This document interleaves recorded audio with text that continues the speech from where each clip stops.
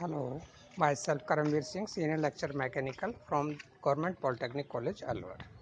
आज के इस वीडियो लेक्चर में जो है अपना ME 308 मशीन डिज़ाइन का टॉपिक यूनिट फर्स्ट का topic selection of materials discuss करेंगे।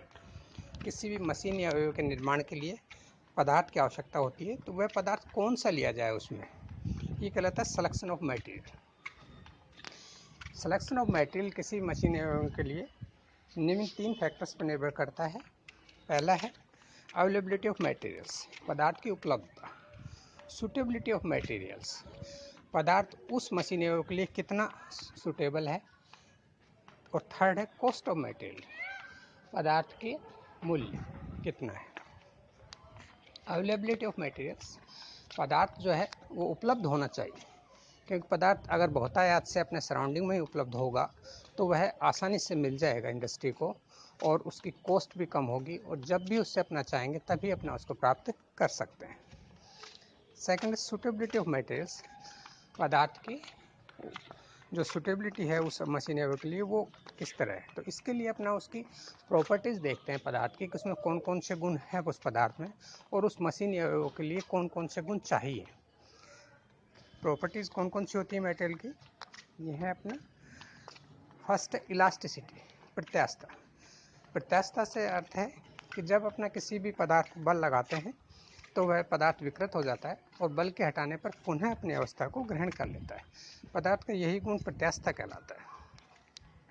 सेकंड है प्लास्टिसिटी, सुगठिता। प्लास्टिसिटी से अर्थ ये है कि ये इलास्टिसिटी का विपरीत है, कि जब किसी पदार्थ पर बल लगाया जाता है तो वह पदार्थ विकृत हो जाता है, परंतु पुनः अपनी अवस्था को ग्रहण नहीं कर पाता।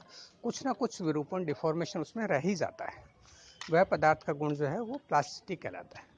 किसी पदार्थ में गुण होना भी चाहिए, क्योंकि तभी वो किसी दूसरी शेप में कन्वर्ट हो पाएगा।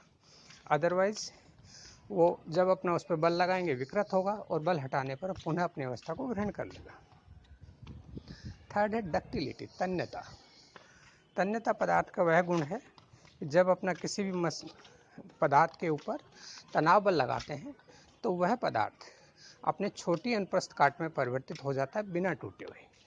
इस गुण को तन्यता कहा जाता है। जैसे कि सोने के तार खींचे जाते हैं, चांदी के तार खींचे जाते हैं, एल्युमिनियम के तार खींचे जाते हैं। ये सभी इसलिए संभव हो पाता है क्योंकि उस पदार्थ में तन्यता का गुण है। ब्रिटलनेस, भंगुरता। भंगुरता तन्यता के विपरीत है, जिसका अर्थ ये है कि जब अपना उस पदार्थ के ऊपर तनाव बल लगाते हैं तो वह पदार्थ विकृत नहीं होता बल्कि टूट जाता है। पदार्थ के इस गुण को भंगुरता कहा जाता है। नेक्स्ट है हार्डनेस। हार्डनेस से अर्थ है कठोरता। कठोरता जो है वह पदार्थ का वह गुण है कि जब उसके ऊपर अपना कोई भी इंडेंटेशन करते हैं या स्क्रैच डालते हैं तो वह पदार्थ, वह सरफेस उसका जो है उस परिवर्तन का विरोध करता है। तो ये उसका गुण जो है कठोरता कहलाता है। अगर पदार्थ कठोर नहीं है तो उसके ऊपर जब अपना ये चीज़ करना चाहेंगे तो वह आसानी से ये हो जाता है। जैसे कि मान लीजिए अपना चौक लेते हैं, अब चौक के ऊपर अपना पेन से अगर कोई निशान लगाते हैं तो आसानी से उस पर लग जाता है। लेकिन यही काम जब अपना किसी माइल्ड स्टील के पीस पे करना चाहते हैं तो ऐसा नहीं हो पाता। इसका मतलब चौक के पदार्थ की अपेक्षा माइल्ड स्टील जो है वो ज़्यादा हार्ड है। नेक्स्ट प्रॉपर्टी है टफनेस।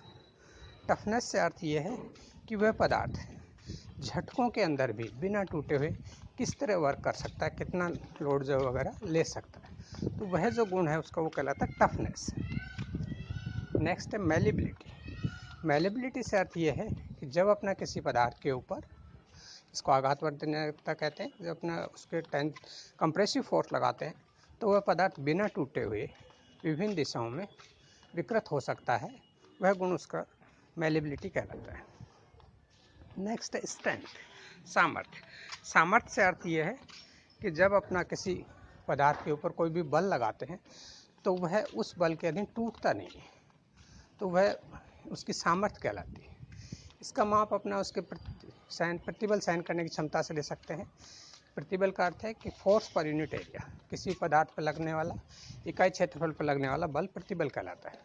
तो जितना प्रतिबल अधिक होगा यानी कि वो पदार्थ ज़्यादा सामर्थ्य रखता है, अगर ज़्यादा प्रतिबल उस पदार्थ का है। Next creep.